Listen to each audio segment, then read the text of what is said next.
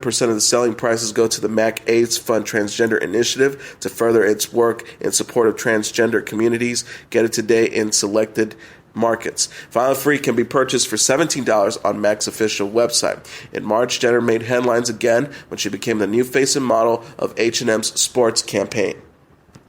N.W.A., Cheap Trick, Deep Purple, and Steve Miller were inducted into the Rock and Roll Hall of Fame at a ceremony in New York Friday night. Noticeably missing was Chicago co-founder Peter Cetera, who was with the band during its most successful years but left in 1985 to pursue a solo career. Chicago co-founder Robert Lamb said he was disappointed Cetera messed the event because he couldn't agree with the other musicians about performing at the gala. Rolling Stones magazine quoted Lamb as saying, "The Deep Purple guys aren't playing now, but it's just the fact that they stood up and stood with the band and accepted the honor, and it's an honor, and that's the way it should have been. If Peter didn't want to play or couldn't sing or whatever, at least he could have stood with us. I think he certainly deserves it. I think it's unfortunate."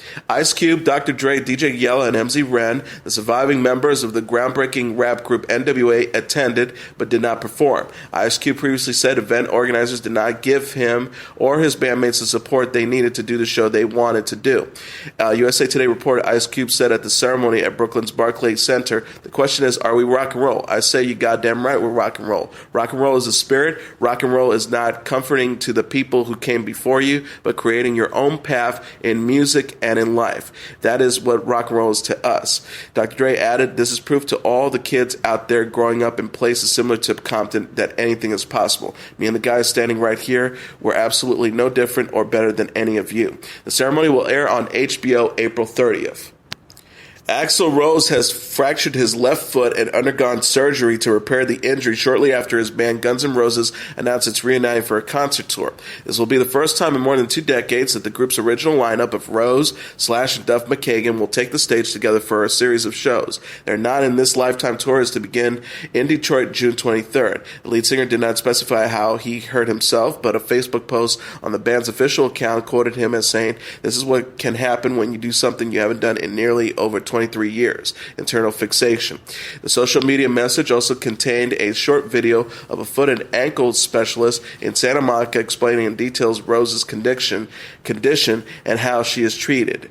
She noted, "Right now, he's in a cast and we're limiting how much weight he puts on it. So he's having his set, I think, designed for the stage so he can perform for everyone still. He'll be limited the weight on the front part of the foot for about 4 weeks, and then we will let him gradually progress from there so we can get him back for his stage-ready action." Bruce Springsteen and the E Street Band have canceled Sunday's planned show in Greensboro, North Carolina to protest the state's passing of the HB2 Public Facilities Privacy and Security Act, which specifies the bathrooms transgender people are permitted to use. Springsteen noted in a statement on the band's website, "Just as important, the law also attacks the right of LGBT citizens to sue when their human rights are violated in the workplace. No other group of North Carolinians face such a burden. To my mind, it's an attempt by people who cannot stand the progress of our country has made in recognizing the human rights of all of our citizens to overturn that progress. Right now, there are many groups, businessmen, and individuals in North Carolina working to oppose and overcome these negative developments. Taking all of this into account, I feel that this is a time for me and the band to show solidarity for those freedom fighters. As a result, and with deepest apologies to our dedicated fans in Greensboro, we have canceled our show scheduled for Sunday, April 10th. Some things are more important than a rock show, and this fight against prejudice and bigotry, which is happening as I write, is one of them. It is the strongest means I have to raise my voice in opposition to those who continue to push us backwards instead of forward." Mark Walker, a Republican freshman Congress, told the Hollywood Reporter, "It's disappointing he's not following through on his commitments. We've got a lot of other artists coming soon, Def Leppard, Justin Bieber. I've never been a Bieber fan, but I might have to go. Maybe artists who weren't born to run deserve a little bit more support. Bruce is known to be on the radical left, and he's got every right to be so, but I consider this a bully tactic. It's like when a kid gets up, sad, and says he's going to take his ball and go home." Melissa McCarthy's latest big screen comedy, The Boss, is the #1 movie in North America, earning $23.5 million in receipts this weekend, Rentrack announced Sunday. The film knocked Batman vs. Superman but Dawn of Justice out of its perch after 2 weeks at the top. Batman came in at #2 this weekend with $23.4 million, followed by Zootopia at #3 with $14.3 million, My Big Fat Greek Wedding 2 at #4 with $6.4 million, and Hardcore Henry at #5 with $5.1 million. Rounding out the top tier are Miracles from Heaven at #6 with $4.8 million, God's Not Dead 2 at #7 with $4.3 million, the Divergent series Allegiant at #8 with $3.6 million, 10 Cloverfield Lane at #9 with $3 million, and Eye in the Sky #10 with $2.8 million. And now let's take a look at what happened on this date in entertainment history. On this date in 1961, Bob Dylan plays his first major gig in New York City. Who knows how many other young men arrived in New York City in the winter of 1961 looking like James Dean and talking like Jack Kerouac. It would have been difficult to pick Bob Dylan out of the crowd at first, considering how much he had in common with the other bohemian kids kicking around Greenwich Village. Artistic ambition? Check. Empathy towards mainstream culture? Yes. A desire to put his middle-class identity behind him? Definitely. But the singular creative vision that would separate Dylan from the rest of his peers and change the face of popular music wasn't ready in evidence yet. What Bob Dylan did have, though, in addition to his guitar and harmonica, was a unique stage presence and a vast library of American folk songs in his repertoire. On this date in 1961, he got his first real chance to put those on display with his first major gig in New York City, opening for bluesman John Lee Hooker at Gertie's Folk City.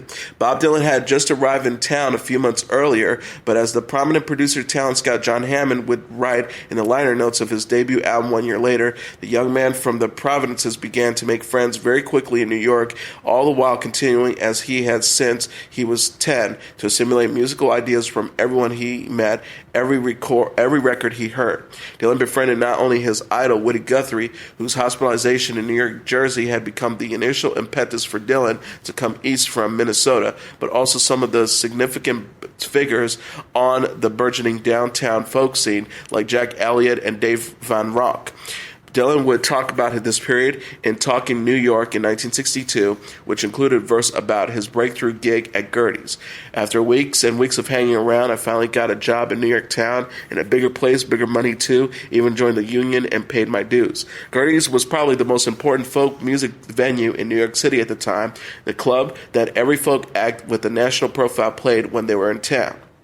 Dylan had previously joined other unknowns like himself on stage at Gertie's during the club's Monday's Hootenanny Night, but the invitation to appear on a regular bill presented a bit of an administrative problem. At just 19 years old, Bob Dylan was too young to obtain the necessary union card and cabaret license. One of the club's owners, Mike Porco, was interested enough in getting the young man on the bill, though that he was signed on as Dylan's guardian, the Sicilian father I never knew I had, as Dylan put it. A number of major developments in the year that followed would set Bob Dylan on his road to stardom, but the very first of those was his appearance at Gertie's Folk City on this date in 1961. Also on this date in 1988, Cher wins Best Actress Oscar for Moonstruck. On this date in 1988, at the Shrine Auditorium in Los Angeles, the actress and singer Cher collects the Academy Award for Best Actress for her performance in Moonstruck. Cher became first famous as the taller female half of the 1960s singing duo Sonny and Cher, alongside her future husband, Sonny Bono. The two scored their first hit, I Got You Babe, in 1965. Their television series, The Sonny and Cher Comedy Hour, ran from 1971 to 1974, when the couple split up after having one child, Chastity. By that time, Cher had launched a solo music career, scoring hit singles like Gypsy, Tramps, and Thieves in 1971, Half Breed 1973, and Dark Lady in 1974. Her short-lived solo TV effort, Cher, fared worse, as did her brief second marriage to musician Greg Allman. By the end of the 1970s, Cher was a single mother. She had a son, Elijah Bluewood Allman, with a stalled career. She began studying acting at Lee Strasberg's famed Actors Studio in New York City, and soon landed a part in Robert Altman's Come Back to Five and Dime, Jimmy Dean in 1982. The following year, in her new incarnation as a serious actress, Cher won a Golden Globe and was nominated for an Oscar for a supporting role in Silkwood, starring Meryl Streep. She turned in another critically acclaimed performance as the mother of a boy with severe facial deformities in Mask in 1985. Though she didn't get an Academy Award nomination for that role, Cher caused a stir at the Oscars when she arrived wearing a show-stopping black dress complete with an exposed midriff and enormous feathered headdress. Bob Mackie, whose collaboration with Cher began on the Sonny and Cher Comedy Hour, designed the outfit. In 1987, Cher had no fewer than 3 high-profile movies at the box office: The Witches of Eastwick, co-starring Jack Nicholson, Susan Sarandon, and Michelle Pfeiffer; Suspect, co-starring Dennis Quaid; and Moonstruck. Directed by Norman Jewison, the last film featured Cher as a widow who falls in love with her fiancé's brother, played by Nicolas Cage. At the 60th Annual Academy Awards ceremony, Moonstruck was won in 3 categories, including Best Actress, Best Supporting Actress for Olympia Dukakis, and Best Original Screenplay. To pick up her gold statuette, Cher did not disappoint, wearing a black mesh Bob Mackie with strategically placed sequins barely covered key areas of her famously sculpted body. At the time of her Oscar win, Cher's music career was also flourishing. Her 1986 self-titled album contained hit singles written with Michael Bolton, I Found Someone, and John Bon Jovi, We All Sleep Alone, and she released another million-selling album, Heart of the Stone, in 1988. Though her acting career largely stalled after her next movie, Mermaids, in 1990, she roared back onto the pop charts yet again in the late 1990s with the irresistible hit single Believe, and remains an indomitable icon of pop culture and entertainment. And as your entertainment report for Monday, April 11th, 2016. I'm your host, Mr. Downtown Ray Melo. I'll be back tomorrow to deliver some major stories and trends going on in the world of entertainment and beyond. You can follow the show on Facebook, Twitter, or Instagram. Facebook.com/The Entertainment Report with Ray Melo. That's RAYMELO. On Twitter at The Enter Report, or on Instagram at The Entertainment Report. You can listen to this episode or any previous episodes of The Entertainment Report anytime you want on iHeartRadio. Just go to iHeart.com or your iHeart phone app, search for The Entertainment Report, and it'll take you to the page. Good night, and God bless you all.